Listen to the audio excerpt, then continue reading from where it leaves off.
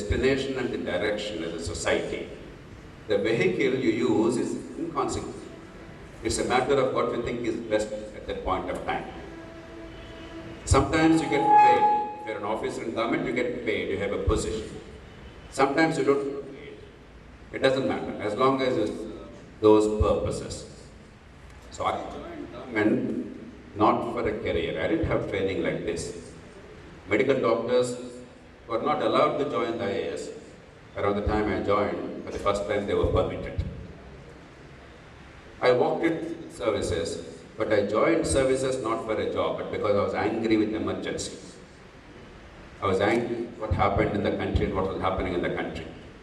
Like everybody else, I rejoiced in 1977 when emergency was dismantled and Indira Gandhi was defeated. But then in no time, disappointment. Because we all thought it was a revolution, but it was not to be, there was no revolution. So there was this deep yearning for change, tremendous disquiet. Many of us all over the country, hundreds of thousands of us, were deeply disturbed about it. So we all chose our various paths, but all in search of the same thing, how to build a better India, how to build a better democracy. So my search took me to the IAS because I thought maybe I could do something, and maybe I could learn a lot. And I was one of those happy ones. In government, I was not a frustrated, unhappy public servant. By any standard, I was regarded as one of the most successful civil servants in the history of independent India. Your director talked about one district. I served there some 29 years ago. But practically every household talks about the work they have done. I haven't done it. They have done. I simply allowed them to do their own thing. In a country where nobody is allowed to do what is right for themselves, I understood that and therefore I allowed them to do what is right for them. And spectacular results followed. Similarly elsewhere. But after some years, I gained enough understanding of what's wrong with the country, deep understanding. Because in the past 40 years, I studied India, I dreamt India, I drank India, I slept India. I did nothing but India, this country and its future. So I developed adequate insights. Nobody knows enough. It's a lifelong learning. But once I understood what needed to be done to transform India, then you have two choices. One is, because you're already respected, reputed, you enjoy enormous power and prestige, you continue in that and pretend that you're doing a great job, or you actually fight to transform the institutions of this country so that the fruits of our republic actually are enjoyed by every single person in the country. It's a choice each of us has to make. There's no right decision or wrong decision. So when I felt it was right, I took the decision. And since then I've been fighting to transform India's institutions. Except that I don't get a paycheck, my attitude, my behavior, my faith and my belief are the same as before. There's nothing new. Only difference is I don't get a monthly paycheck. But it doesn't matter. You will survive somehow. If you're worried about a bit of money, then you can't transform the country.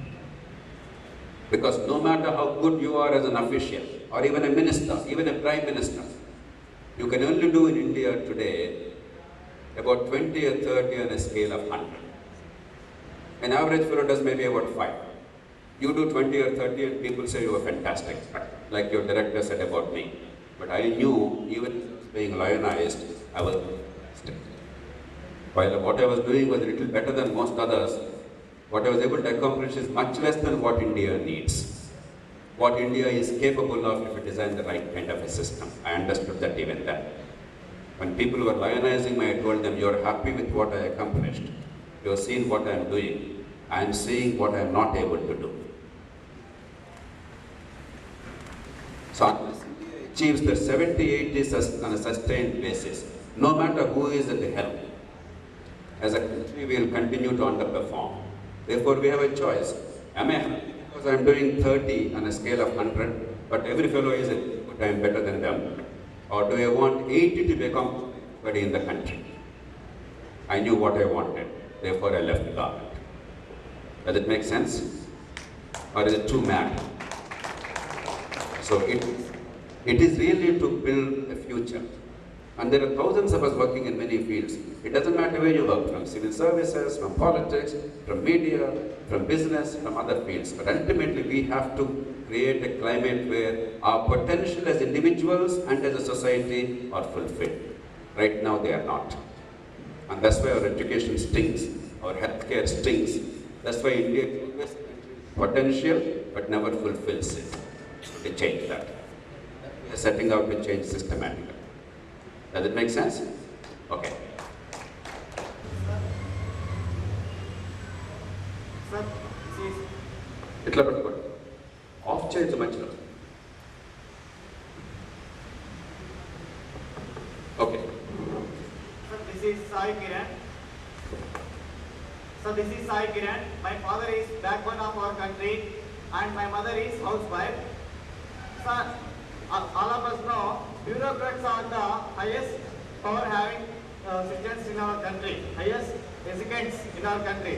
But their powers are restricted only to amend the policies. Only politicians have the power to make the policies. But if bureaucrats provided power of policy making, definitely our country will lead some more development that develop on earth nowadays. Why can't they provide? మీ పేరు ఏంటన్నా? Sai Kiran. Sai Kiran చేసేవాడు. 5 నిమిషాల తర్వాత మేమందరం పక్కామని నవ్వేవాళ్ళం. ఎందుకని? కీలకమైన ఏ ఉద్యోగమైనా ఆ 5-6 కనిపించేవాడు మాకు. ఇన్ని వందల మందిలో మీరు ఇంత పెద్ద పరిశ్రమ పొడి చేసామని మీరు అనుకుంటారు హీరోలు అని చెప్పని.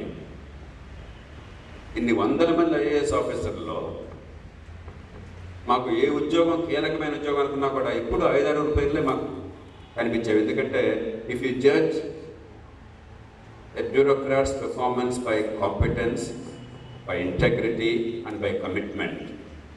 ఓ 10 తర్వాత ఫస్ట్ 10 years వదిలేద్దాం, we can't judge them in the first 10 years. You have a very small number of people.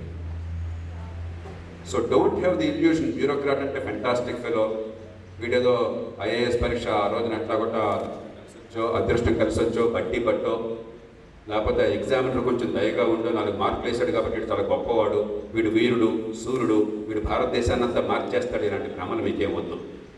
Yes, there are some very competent people who get selected, but there are also a lot of mediocre people. Even if at the time of entry they are all reasonably good, మన bureaucracy ఎట్లా తయారైందంటే they take some of the finest young people in the country, then they make monkeys out of them within 10 years. పనికి మానవాళ్ళుగా తయారు చేస్తున్నారు. కాబట్టి civil servants policy making ఇచ్చేస్తే వాళ్ళు దేశాన్ని ఉత్తరిస్తారు. ఈ పాలిటీషియన్స్ కావడం చేత నాశనం చేస్తున్నారు. ఇవన్నీ చాలా భ్రమలు నాన్న. ఈ భ్రమల నుంచి బయటపడాలి.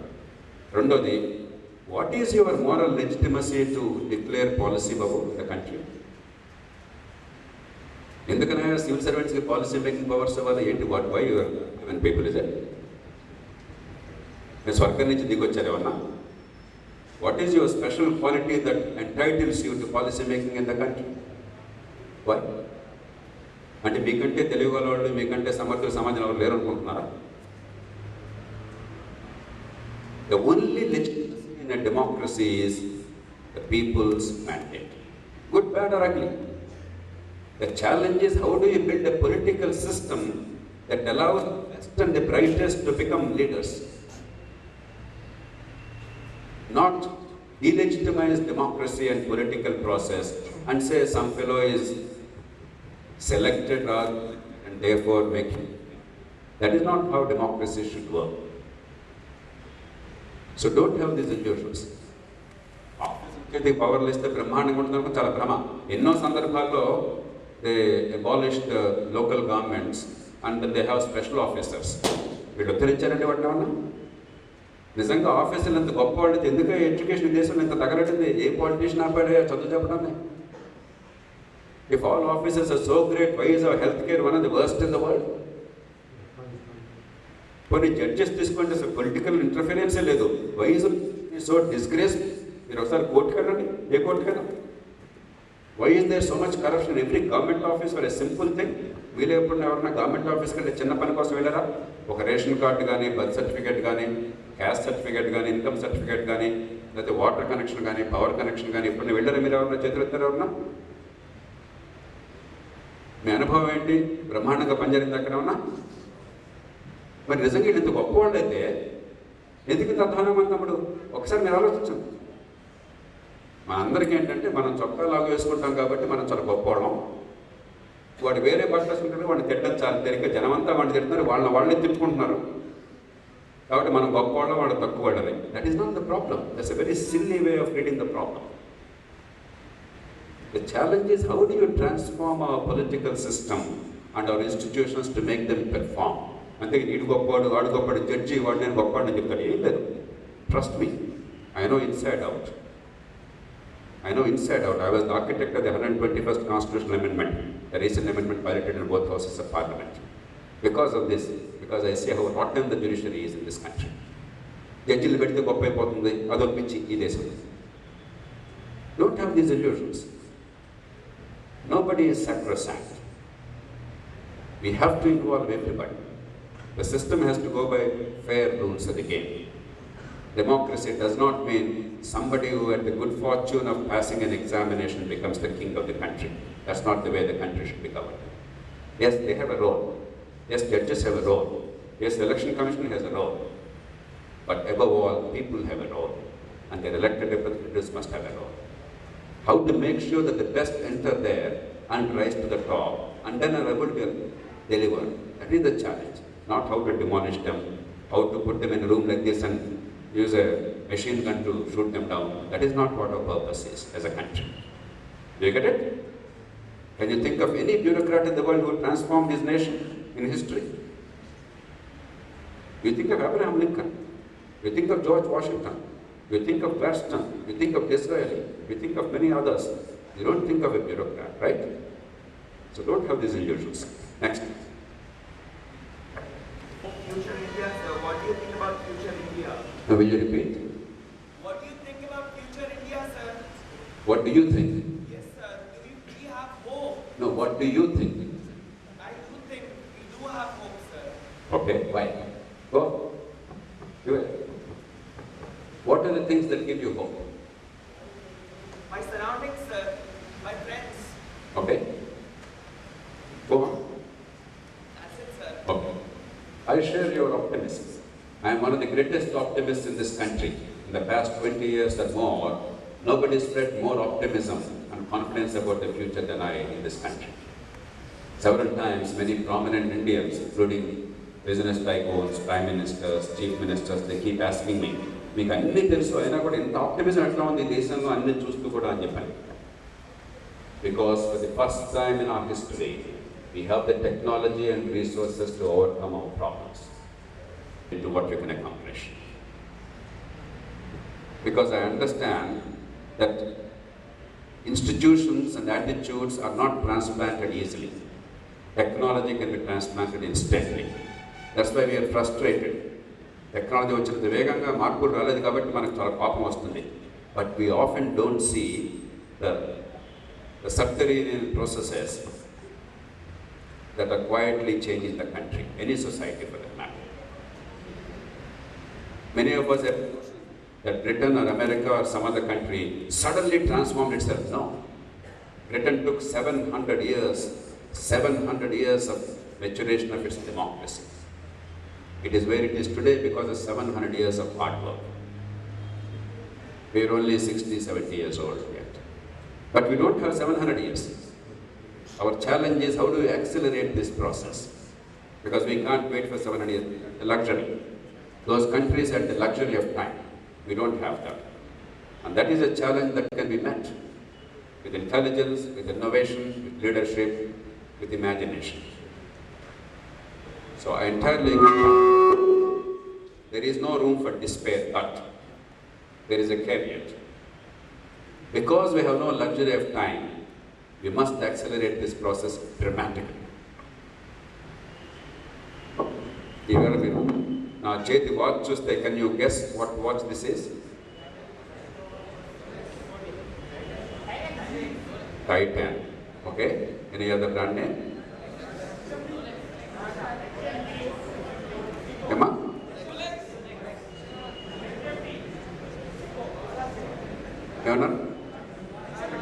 HMT. Yes, this is HMT. Our company is 27 This is a 31-year-old watch. I must be one of the 10 people in India who are still wearing it. Because this is functioning beautifully. There's no problem. But even I cannot afford to buy an Indian pair of glasses. I buy Chinese glasses. Why? Market lo poi naku +2 +1.5 site undaya అని చెప్పంటే టక్కన 200-300 రూపాయలతో కొనుక్కోవడానికి దొరికే అవకాశం. We are in a globalized economy where there are integrated supply chains. We don't have the luxury of isolation any longer. If we don't accelerate the process, the rest of the world is simply going to bypass us. Do you know what the growth rate during Industrial Revolution was? The economic growth rate during Industrial Revolution. First of all, tell me, when was the Industrial Revolution? What was the period of Industrial Revolution? Anybody?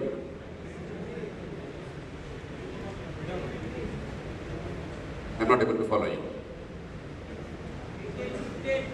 Pardon? 1850s. Anybody else? 1795. Okay. Roughly 1760s to 1840s, that 80-year period. You can make it 1890, but that 80-year period, 1760s to 1840s. Do you know what the economic growth rate of Britain was during Industrial Revolution? Make a guess. It was a revolution. What was the economic growth rate of Britain during Industrial Revolution? Average annual economic growth rate. Make a guess. Anybody?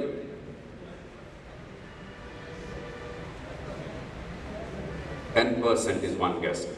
A reasonable guess because after all, more than 1.5, more than 15. After it's a revolution, therefore must be even higher. Anybody else? Any other guess? 5%. Any other guess? The economic growth rate during Industrial Revolution in Britain was 1 to 1.5%. Annual average compounded economic growth rate was between 1 and 2%. It was still a revolution. Why? In a stagnant agrarian economy in much of the rest of the world, when production rose and fell on account of rain gods, here was the technology and the machine age that ensured, irrespective of the elements, irrespective of the weather gods, a sustained 1 or 2% enhancement in production every year. After 2,000 or 3,000 or 5,000, maybe 10,000 years of stagnation. And that was a miracle.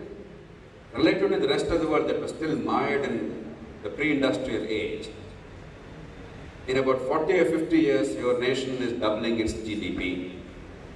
In a century, it's quadrupling or GDP is growing 8-fold or 7-fold, which is a miracle. But today we live in an age when the growth rate, when it fell from 9% to 5% or under, we are all devastated. Manmohan Singh became a totally persona non grata. We threw him into the dustbin of history. Because we live in an age when much more rapid growth is expected, is possible. Others are accomplishing it. Therefore, we cannot say, look, Britain took 700 years, America took 200 years, let's have also time. True that it took a lot of time, but we don't have time on our side. And that's why we must accelerate the process. It's very critical for all of you to realize as citizens, as young people, and if you do join civil services as civil service. Time is a luxury we cannot afford. We have to learn to accelerate this process. It's possible, but only if you understand. Only if your knowledge gives you that leverage. Not if you mug up, not if you parrot some silly ideas without thinking, but only if you innovate, use imagination. Time is a luxury. Because in the next 10 years, we have the window of opportunity. After that, that window will close. China is vacating space because they are becoming prosperous. They are no longer going to produce the low-end goods. We can take over if we build institutions to match the requirements. And China is losing every year about 4 million people in the working age. India is adding every year 20 million working age population. We are adding 20 million, they are losing 4 million. But 20 million working age people without work are a disaster. We have to really give them work. We have to really give them the tools to work, the skills to work, and build the infrastructure to create work, true work, not digging pits and filling pits. And we have to do it quickly. Our education, our healthcare, our infrastructure, investment, rule of law, corruption, everything should be set right as swiftly as possible. And if we fail to do so in the next few years, Southeast Asia is waiting in the wings. Africa is growing very fast in the past decade. Latin America is doing very well. They will all take over. India will be also a country, an inconsequential country, which will always talk about its past glories, but without any future promise. So this is the challenge. How do you do it quickly, sensibly? How do you learn lessons from the experience of others? With that caveat, I'm a great optimist. Okay? Next. Sir, recently you have mentioned about the quality of the education, and it is not only you, I have listened from many people about the quality of education in India is getting deteriorated day by day. And I want to know, what does this really mean on my ground? What does this quality mean? Like, is it methodology of our teaching, or is it the quality of our professors, or is it our national policy on education? What does this quality mean? For instance, I told you about PISA, what they measure. Well, ability to communicate, ability to compute, that is what mathematics is about, and ability to innovate, that's what logic is about. But the second part of the question is, why is it bad? How to set it right? Don't confuse the two. First of all, recognize that the quality is messy. By whatever standard, whatever measure you check, our quality is hopelessly substandard. In that survey, do you know which country stood number one?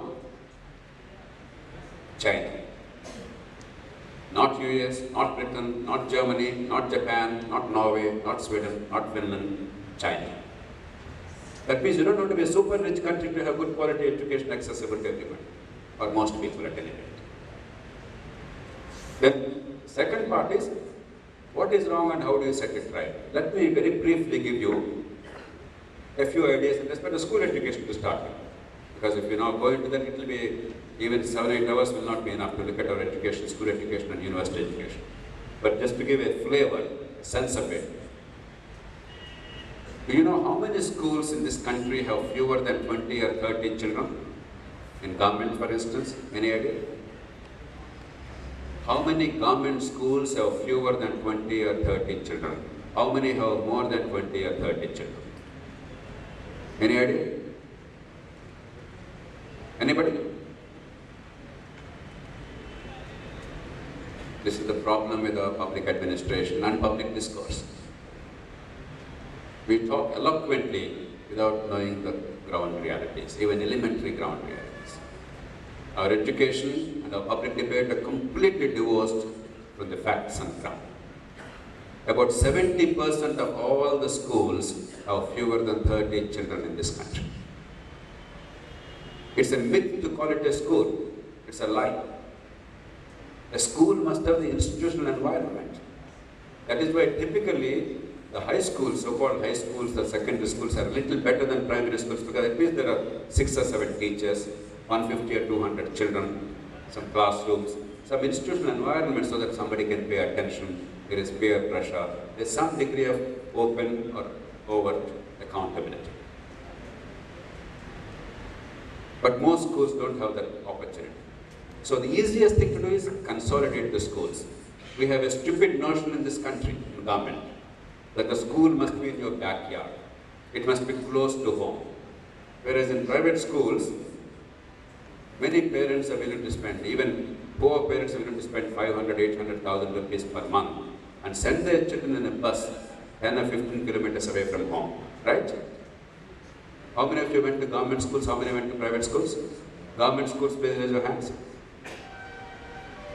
The rest went to private schools. Those who went to private schools, you went 10, 15 kilometers by bus? Yes or no? 5 kilometers, 10 kilometers by school bus. The other day, in Telangana state, in another district, 10 or 15 children, young children, they all died. How? Why? Because their poor parents in a remote village were sending their children in a ramshackle bus to a distant school in the hope that they will have some education. So this silly notion that the school must be in their backyard must be given up. If necessary, we can give subsidies for transport, but have school as an institution that people can recognize, where there is peer pressure, there is care, there is an environment. Easy, very easy to deliver. Second one, competition and choice. All over the world, even today, public education is the foundation of education, school education. In America, in Britain, 85 to 90% of the children go to government schools, and they do reasonably well in most cases. In Britain, even today, it's the neighborhood school, the government school, that is the fountainhead of school education.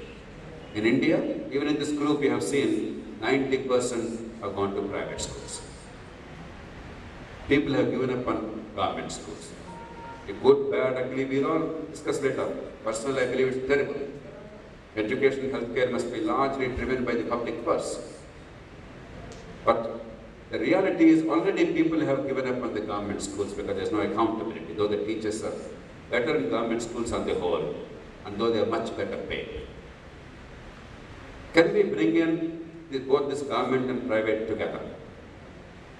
Can we give the parents a choice? Can we allow competition to flourish? Can we give every poor child quality education where they want, or the parents want, without having to pay money out of pocket? In government, the expenditure typically is 20 to 25,000 rupees per child per year at school level. In private schools, in most schools, it is about 7 to 8,000 rupees per year at 10,000 rupees. So it's not that the government is spending less, the government is spending more. Private sector is not delivering, government also is not delivering. But one way is, can we engender competition? Let the parents choose where they feel comfortable. And you measure as the government the quality of outcomes. So therefore the second is competition and choice. Government will pay the fee, subject to certain criteria, details can be worked. A third is evaluation, examinations. In this Right to Education Act, at the height of stupidity, they gave up examinations, no examinations. It's a farce. If you don't measure it, you don't care for it. You must have some evaluation, not this painful examinations as we see today, full of stress and full of mugging. You can have intelligent evaluation. You can actually, what the children are learning, like the PISA surveys, other surveys, there are many ways of evaluating children without stress. Sensible evaluation, because as I said before, the demand is very strong in India. Everybody wants success in education. Every parent wants success for her children. But success is not defined well. Supposing you define success in a sensible way, the whole education initiative, it will all be geared towards getting that kind of success. Because there is an MSET success that is treasured right now. You have a whole industry, Chaitanya, Vijnan, Narayana, others, they all come. They all provide the kind of education required to succeed in MSET examination. Supposing MSET examination is, the nature of examination in MSET is altered. It's not based on mugging up. It's not based on a very stressful kind of examination. It's based on an intelligent appreciation of knowledge and its application. Then all these institutions, the Chaitanyas of the world, they will all reorient their education for that success, because everybody wants success. How you define success is what matters. Instead of addressing that, what do our pundits say? You close down Chaitanya, close down Narayana. That's the easiest thing. That's the vulgarest thing. Products of the evaluation system. If this is what society is saying is success, you create factories to produce that success. If a UPSC examination has a certain pattern, then to meet that requirement, you have institutions. If you change the pattern to make it more intelligent, more sensible, more innovative, you will also have these institutions training youngsters to meet those requirements. Therefore, the easiest way when the demand is strong, the easiest way to improve supply is, or reorient supply is, redefine success, examinations and evaluation system. Finally, accountability. Some years ago, I was traveling in the Bay Area of the United States on a road called Homestead Road. I don't have a blackboard here. So I was traveling on this road. To the north of the road was a city called Sunnyvale. To the south is a city called Cupertino. In the US, even a 20,000, 30,000 town is called a city. Even a 3,000 town is called a city. So don't think a city means 1 crore population or 50 lakh population. It's called a city. Have you heard of Cupertino? Anybody heard of Cupertino? Cupertino has Google headquarters, for instance. So my friends told me from India, who were escorting me, they said, do you know, so the property values in Cupertino to the south of this road are almost double the property values to the north of the road. I said, why so? Is there any difference in infrastructure, the electricity or the roads or something else? They said, no. So then is there a problem with law and order in Sunnyvale as opposed to Cupertino? Is there a crime prevalent, therefore people don't want to live there? They said, no. It's identical in every respect. Why is there the difference? Then they told me, sir, the school district board in Cupertino delivers well. There is good education in the public schools in Cupertino, because in the United States, the local school district board manages all the local government schools. And it's very efficient, and it's very committed, and they're producing good outcomes in education. The American law, unless you are a resident in that locality and a taxpayer in that locality, you cannot send your children to a government school in that locality free of cost. And if you want to send your children to a private school, it costs an enormous sum, $30,000 to $40,000 per year, which is a lot of money for Americans. Only Indian families habitually send their children to private schools. They are willing to spend any amount of money for their children's education. Otherwise, most Americans, except the very wealthy, they send their children to these public schools, government schools. Because the schools are good in Cupertino, because only residents of Cupertino can send their children to those good schools, there is a demand for housing in Cupertino. As students of economics, you all know, when there is a mismatch between supply and demand, if the demand is greater than supply, what happens to the price? It shoots up. The property values are much higher than in Sunnyvale. See the beautiful linkage, the community empowerment, educational outcomes, the link between tax payment and service delivery, and the property values and the economic prosperity of the area. Everything is beautifully integrated because there is accountability inbuilt into the system. Nothing of the kind operates in our country. You do these 4 things: consolidation of schools, competition and choice between public and private, treat them all as one, let the government provide funding at least for the poor children, irrespective of where they study, but with competition and choice. Have sensible evaluation systems so that people know what they aspire for, and have a system of accountability. And then train. Teacher training is largely bogus in India. It's only to get a certificate to be able to compete for the job. Many teachers themselves have serious conceptual gaps because they went through a third-rate educational system. They were never allowed to learn better or more. With those gaps, they went to colleges and universities, then they graduate. To graduate is the next teacher in school. The fellow doesn't know basics. And there's no point complaining. That's the way the education is prepared him or her. So in a very subtle way, how do you orient them? How do you identify these gaps and help them overcome that? Do that in addition. Within a few years, you will see a significant, even a spectacular improvement in education because the demand side is very, very strong. The demand is very strong. Supply is easy to improve, the demand is there. If the demand is not there, we have a problem. Then we have to help the society to look at education is important. Take care of your children. It's a very difficult task, but we are lucky. The demand is very strong. Nobody needs to be told the importance of education. Do you understand? There is only one sector. This gives a how to approach public policy. How do some people succeed brilliantly in achieving results in government? How do some other people? Because you must know how to create incentives and to deliver outcomes for the country. It's not merely pushing files. Anybody else? Wherever. So first you. Sir, another question, sir. Sir, you are the person who outrightly rejects the increasing economic subsidies burden on the public purse. So how do you think that this thing can be carried forward? I mean, the people can be included in the growth process. The worst way to include them, give him the microphone next. The worst way to include people in the growth process is to give them the freebies. It is not to include them in the growth process, it is to hoodwink them. It is to buy their vote. It is to perpetuate the power of a few elites.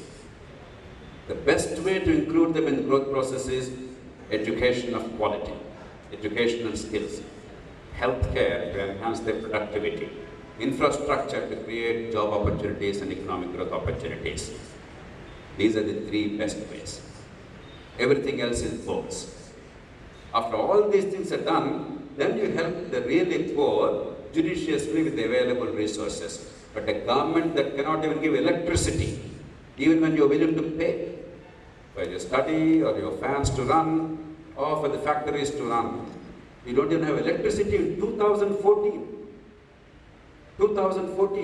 250 years after the Industrial Revolution began, you don't have electricity, damn it. This is the only country among large economies in the world where you don't take electricity for granted. It's a shame. It's the only country where, among the large economies of the world, where there's simply substandard, hopeless, disgraceful school education. It's the only country in the world where healthcare is so decrepit that the healthcare costs are impoverishing millions of people every year in this country. The way to give a chance to everybody is education, healthcare, infrastructure, and economic opportunities. Not loan waiver, mixie, grinder, free power, what else? You name it, it's there. It's a lie. Whose money is it? Is it somebody's grandfather's property? Is Chandrababu Naidu or KCR giving from his grandfather's property? They are looting the state, the people. It's not their grandfather's property. Their obligation is to run the government well.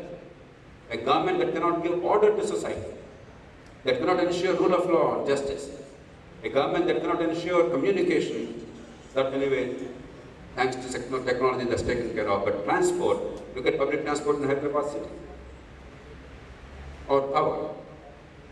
A government that doesn't ensure water. Is there a single household in Hyderabad city where you're sure of getting potable drinking water assured every day without a problem?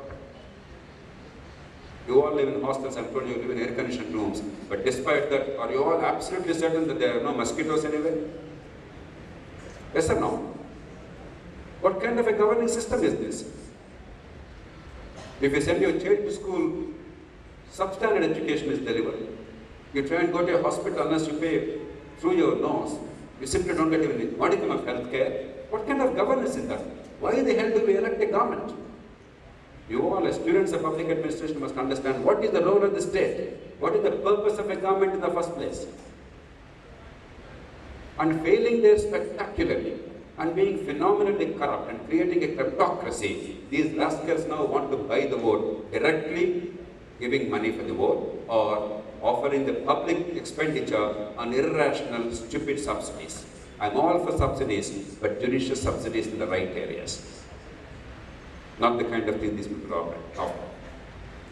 Nowhere in the world is poverty eradicated in this manner. That is the road not to poverty, but to perfidy and crime. Okay? Is that clear? Right. I am from Hyderabad. My father is a businessman.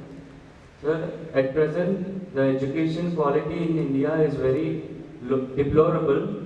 So how can we, what should we do to be in par with the other nations which have good educational system, like the US or the UK? What should we do to compensate ourselves? Quality of education, sir. Quality of education, sir. Quality of education. I've already covered the school education. I gave you some broader approaches. I can go into great detail, but now is not the time. Similarly, in college education, give to somebody else. Meanwhile, next person you want to raise just the mic can be passed on so that we don't lose time. Babu, mic or a permission. College education was similarly a system of electives started in Harvard 170 years ago. Because that brings pressure on the deliverer. Because the recipient of knowledge now becomes the master. She decides what she wants to study. There is no standard curriculum. You have a menu of options. Therefore, the market operates well. That's how Harvard actually started. The world, except India, emulated that very soon. We still have the old-fashioned, silly curriculum, like school level, even at college. Evaluation is disgraceful. Teacher selection is a shame. If you are a Harvard or a Stanford or some other university student, you would notice that as a general rule, a Harvard graduate never becomes a teacher at Harvard, or MIT, or Stanford, or Princeton, or any other university. Because university education has to be universal. It has to be global in scope. If you have incest in universities, from your own university or college, the fellow coming and teaching you, you will be frogs in the well. In an exceptional case, if the Harvard graduate is the best in the world after 10 years in that sector, in those rare cases, they are chosen to come back to that college to teach. Otherwise, there's a general rule from some other universities. Here, from your own caste, your own sub-region, your own college, your own university, and preferably your own brother-in-law. He becomes an assistant professor, the vice chancellor, he dies there. Teacher selection, simple thing, doesn't require genius. Examination system, evaluation. And most of all, how do you interact with society? You have mechanical engineers in India who finish their graduation, go home during vacation, and the father or mother says, look, we recently bought a car, it's giving us trouble. Will you please take a look at it? What does this fellow do? What does the mechanical engineer do? When the parents ask him to check the car or the scooter or the motorcycle, he takes it to the nearest mechanic. Who is this mechanic? He is an illiterate fellow who has learned from somebody else. So a mechanical engineer has to depend on an illiterate fellow for mechanical engineering. And we call that education. An electronics engineering fellow has to go to another illiterate mechanic to repair your television or something else. What kind of education? A political science chap doesn't know anything about voter lists or what exactly are the reasons for corruption, how to set things right, how do you build institutional capacity to deliver goods, and becomes a political science scholar or MPhil or a PhD. What kind of education is this? Education is for leadership. It's for problem solving. It's for building institutions and the capacity to transform things. Otherwise, what is education for? You get marks? For what? A certificate? So the answers are very self-evident. Much of the world has done it. Take your own ISB. Why is ISB respected? It offers a 1-year course in MBA as opposed to 2-year course elsewhere. It is regarded as one of the top 10 or 15 MBA courses in the world. What does a UGC do? UGC does not recognize it. UGC is repeatedly demanding that the ISB should be shut down because it's a world-class institute in a mediocre country. We don't want any excellence. Shut it down. That is our response. There are simple ways, both in school education and higher education. There are basic principles as to how to improve. Much of the world has done it, except us. None of these things are we doing afresh. We are not discovering the world today. We are not discovering these problems today. We are not rediscovering the wheel. These are all problems that are dealt with all over the world, including our own country and our own city, for a long time. Not everything can be transplanted, but what are the best practices? How do you customize it to suit our requirements? We have to keep on innovating.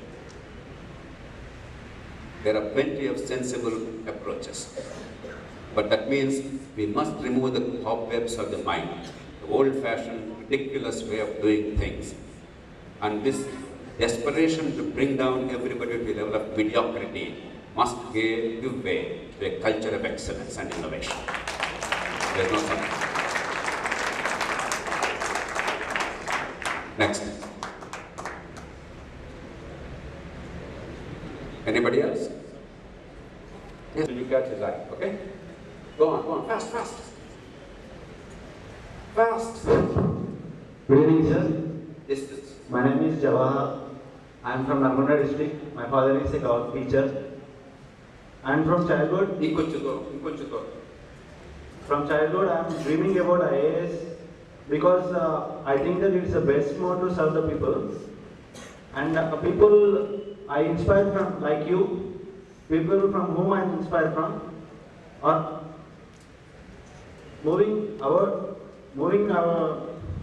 avoiding the job and moving towards the politics. Is it fair to serve the people by politics or by the IAS? We are from the country where we are serving, going down to the rivers and we are scamming the money allotted to the cleaning of the rivers. So, No, last part I didn't understand.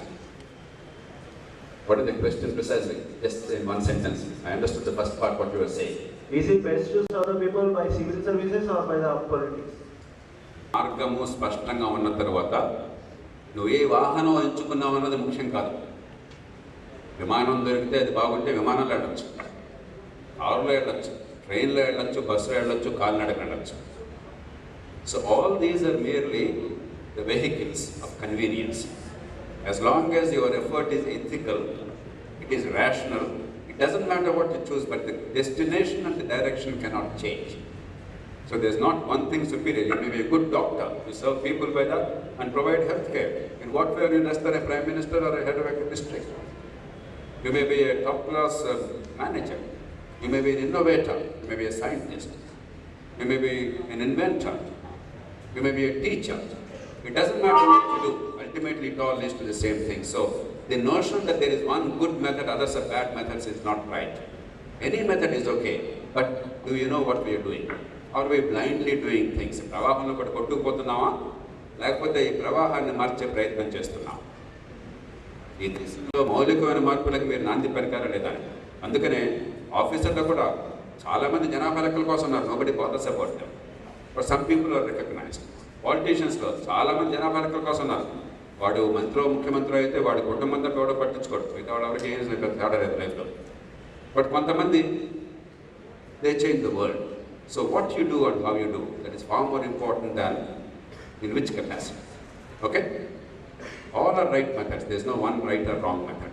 We require politicians, we require bureaucracy, we require professionals, we require managers, we require businessmen and entrepreneurs, we require scientists, we require a whole lot of people to make this world what it is. Next. Emma?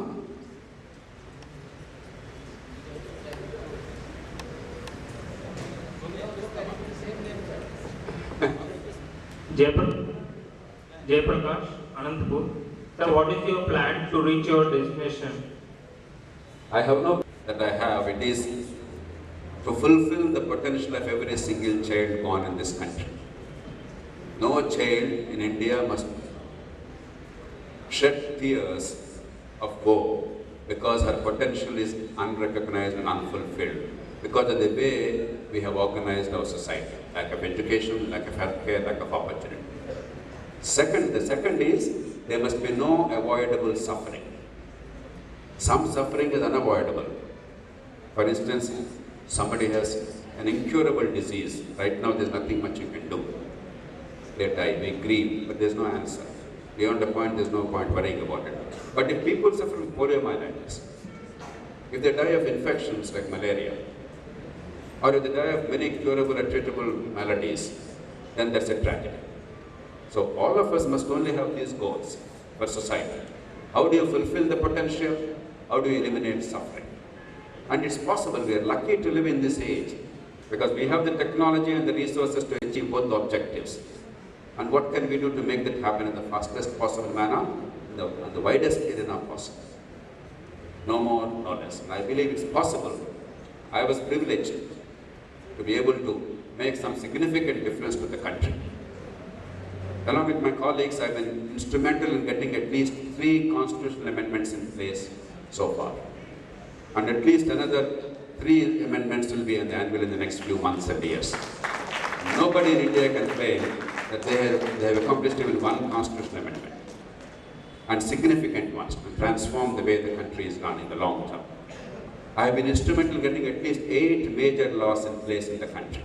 Many of them almost entirely single-handedly, but some of them with a very significant contribution of others in civil society and quite a few with those in government.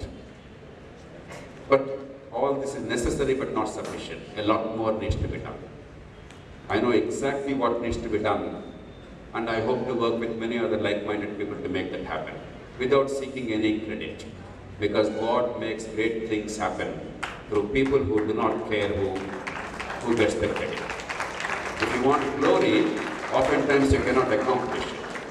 If you want achievement for the country and you don't require anything else, if it comes, it comes, it doesn't come, then a lot more can happen through you. And you do this not because you love this, you do this because without this you're paid. Otherwise, if the country is in a proper shape, people like me should not even look at public space. You must enjoy the good things of literature, humor, smell roses, and enjoy the good things of life. But because we are in a messy situation, the finest minds and hearts of the country must devote a lot of attention to improve the country. That's what I'm doing. No more, no less. Okay. Yes. Who has the microphone next?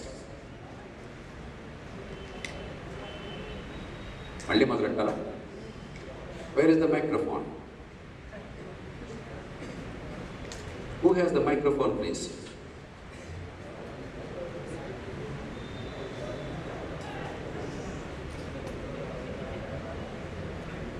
నీ పేరేనా? విజయ్, ఈసారి question అడుగుతున్నప్పుడు వినొకసారి జాగ్రత్తగా. Why were you enter into the politics? ఇందాకే చెప్పాను నాన్న, politics అనే కాదు, politics is just one form, but any kind of an effort to make things better for the country. Because politics is messy, you also have to set certain standards there, however difficult it is. But it's not my natural quality. Okay, next. Sir, we have observed the recent trend of appointing judges to the post like governor and etc. And don't you feel like it will be a disastrous in future if this trend continues? Why? I mean, like the judges will be favoring the ruling party, obviously. And what I feel is like the So restriction. if the judge is appointed as a Human Rights Commission chairman, he is not favoring the ruling party. If the judge is appointed as a Lokayukta or Lokpal, he is not favoring the ruling party. If he is made a governor, he is favoring the ruling party. I am not able to understand the logic. None of these people objected when the judges are made Human Rights Commissioners, when the judges are made Lokayuktas or Lokpals, when the judges are made some other inquiry commission chairman or some other thing. But suddenly, if you appoint them as governor, something terrible has happened. I am not saying it's good or bad, but logically, it seems to me to be hypocritical. అంతేనా? Retired జడ్జెస్నే కదా మన చట్టాలన్నింటిలో పెడుతున్నాం. Lokpal retired supreme court judge, human rights commission retired supreme court chief justice, మరి press council chairman retired supreme court judge, మరొకటి retired supreme court. ఇవన్నీ ఓకేనా? అక్కడ లేదు, ఇక్కడ అర్జెంటుగా నాశనం ఏంటంటే మనకి. కాబట్టి కాంప్లెక్స్ ఇష్యూస్ని చాలా సిల్లీగా డీల్ చేస్తున్నాం మనం ఈ దేశంలో. The issue is, for a few offices in the country, we created a mechanism of collective appointment. The Prime Minister, opposition leader, somebody, it's a CVC. For instance, Information Commissioner. For instance, now in the Lokpal law. But offices. Surprisingly, for all the constitutional offices, the CAG, Governor, the Election Commission, and other authorities, there's absolutely no system. Whomever the Prime Minister wants, or if it's the Chief Minister, like the Finance Commission, State Finance Commission, etc., State Election Commission, whomever the State Chief Minister wants, they can appoint. We must now understand that a sensible system is required, a collective system, where the government has significance. After all, the government is elected, but government cannot have a monopoly. And the best are chosen for these constitutional offices. అంతేగాని మీరేదో మన విద్యాసాగర్ రావునో లేకపోతే ఆయన పేరేంటి, కొత్తగా governor లేని వాళ్ళు ఇంకా వేరే వాడి పేర్లేంటి ఏమ్మా,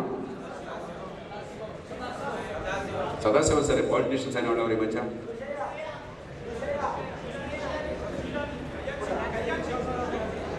కళ్యాణ్ సింగ్నో వీళ్ళని చేస్తే ఓకే, సదాశివం చేస్తే కొంపరిగిపోయింది. చాలా superficial thinking. The problem is, or the issue is much deeper. Governor ఉద్యోగంలో ఎవరిని వేసినా ఒకటి, గవర్నర్ 6,000. నేను ఎప్పుడు గవర్నర్లో చెప్పేవాడిని, మాకు ఆబ్స్ట్రిక్స్లో there is a dictum, a good obstetrician is one. Obstetrics అంటే the science of child birth. A good obstetrician is one who observes watchful expectancy and masterly inactivity. అనవసరంగా వెళ్ళి పెట్టకూడదు. చైల్డ్ బర్త్ నార్మల్గా అవుతుంది 90% కేసుల్లో. అవసరమైతే మనం ఇంటర్వ్యూని కావాలి. గవర్నర్ కూడా అయితే వాడికి ఏం పని పాట లేదు, ఏదో కుర్చీ ఇచ్చి ఎంజాయ్ చేయవా అని చెప్పామంతే. అనవసరంగా వాడు వెళ్ళి పెడితే న్యూసెన్స్ అవుతాడు. అంత సీరియస్గా తీసుకోక్కర్లా. అసలు గవర్నర్ తీసుకోలేదు నా దృష్టిలో. దానికి ఇంత రాద్ధాంతం అక్కర్లేదు. Issue is a larger one. How do you make unelected appointments in high constitutional office in the country?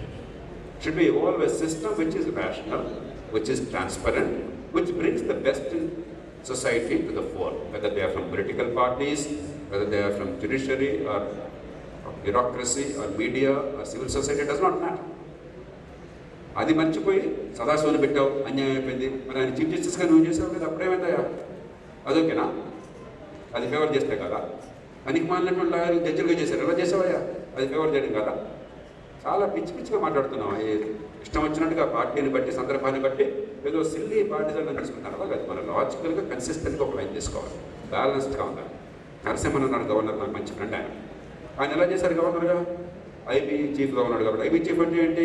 PM రోజు పొద్దున్న 5 గంటలకు కలుస్తాడు కాబట్టి. ఇదే గవర్నర్ చేసే పద్ధతి. So we have to really look at the bigger picture. ఏదో టీవీ కెమెరా, టీవీ వాళ్ళకి వారి పని పాట లేదు. మన దేశంలో పబ్లిక్ డిబేట్ ఏంటో తెలియదు. ఏదో నువ్వు చెప్పు, నువ్వు చెప్పు, నువ్వు చెప్పు, అంతా చెప్తే. Start thinking for yourself, thinking logically, coherently, rationally. అక్కడ ఇంకా కులం, మతం, ప్రాంతం, పార్టీ పక్కన పెట్టండి. Think rationally, think objectively, and think consistent. Don't apply one principle here, another principle there. You must have roughly similar conclusions when the facts are similar. మనం ఏంటి, మనిషిని బట్టి వాడి లాజిక్ మారిపోతుంది. What kind of public discourse is that? It's a shameful discourse. ఎంత ఎక్కువ గరిస్తే అది అంత బాగా అవ్వాలనుకుంటున్నాం.